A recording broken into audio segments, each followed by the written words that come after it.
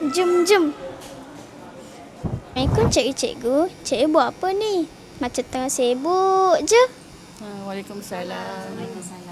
Okey, sebenarnya macam yang kamu nampak ni, kami sedang mengadakan mesyuarat untuk berbincang mengenai satu program yang besar yang akan kita jalankan pada minggu depan, iaitu International Asian in Community Program. Boleh cikgu terangkan tak apa program ini sebenarnya?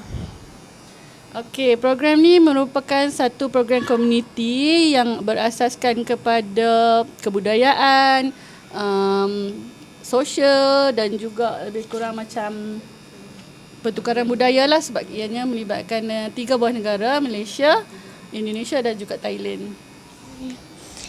Cikgu, berapa buah negara dan sekolah mana yang terlibat?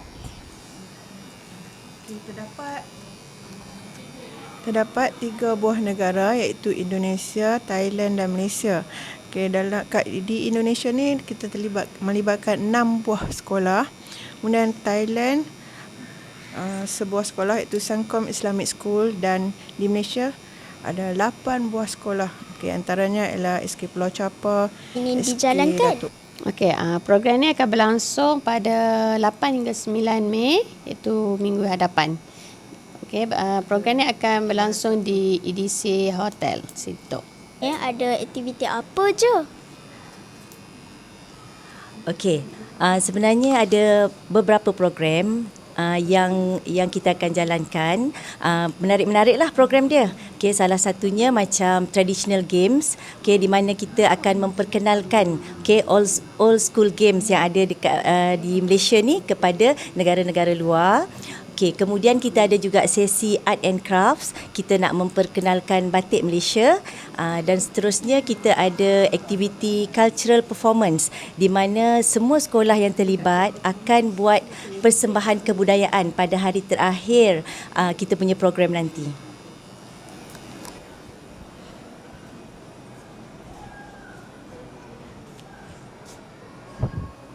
Assalamualaikum cikgu. Waalaikumsalam. Ya. Cikgu ada nak pesan apa-apa tak dekat murid yang terlibat dalam program ini? Baik, terima kasih. Sebenarnya satu program peringkat antarabangsa ini, anak-anak Sekolah Kebangsaan Bandar Bersintuk dan peserta-peserta International ASEAN in Community Program sebenarnya perlu menunjukkan satu contoh dan budaya yang menarik, menunjukkan kata bahawasanya penganjuran ini bukan penganjuran yang biasa-biasa, dan anak-anak ini insan terpilih dalam program ini. Kerana satu-satunya dan julung-julung kalinya kita anjurkan program seperti ini di peringkat antarabangsa. Terima kasih cikgu. Kita jumpa minggu depan lagi. Terima kasih.